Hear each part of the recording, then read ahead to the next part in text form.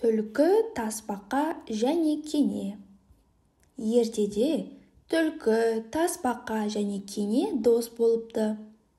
Бір күні олар жерден бір уыс тары тауып алыпты. Үшеуі ақылдаса келе, тарыны жерге егіп, көбейтіп алып, үшке бөліп аламыз деп шешеді. Түлкі бір жарды көріп, мен осы жарды сүйеп тұрайын, құлап кетер, деп жарды саялап жатып алады. Тасбақа жерді тырналап тары егеді, ал кене піскен егінді жиып алады. Олар көп тары алады. Олар түлкіні шақырады. Түлкі келіп, егінді көріп, тарыны үшеуміз бөлсек қаншадан тиеді? Аз мөлшерде шығатын шығар. Одан да үшеуміз жарысып, кім олса егін соған бұйырсын, деді. Мақұл деп үшеуі қатарласып бір жерге келеді.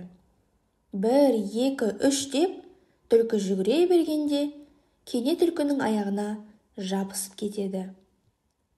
Түлкі барынша жүгіріп мәреге бірінші боп жетеді. Сонда кене, «Әй, мені басып өлтіресің бе?» деді. Түлкі, «Сен қашан жетіп алғансың?» деп сұрайды. Кене, «Сен бағана 1, 2, 3 дегенде-ақ мен кетіп қалғанмын» деп жауап береді. Екеуі дауласып жатқанда ентігіп тасбақа келеді. Тасбақа, «Әй, түлкі, мен бір пәле көріп келдім.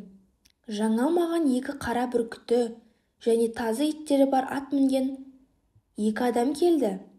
Түлкі жолдасыңды тауып бер деп мені қорқытты. Түлкі, мен сен туралы айтқан жоқпын. Енді олар маған сенбей, осы жаққа қарай келе жатыр» дейді. Түлкі, «Мен айта көрмеңдер» деп жалынады.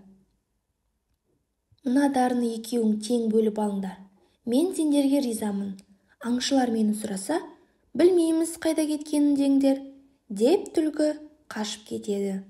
Сөйтіп тарыны тасбақа мен кене екеуі бөліп алыпты.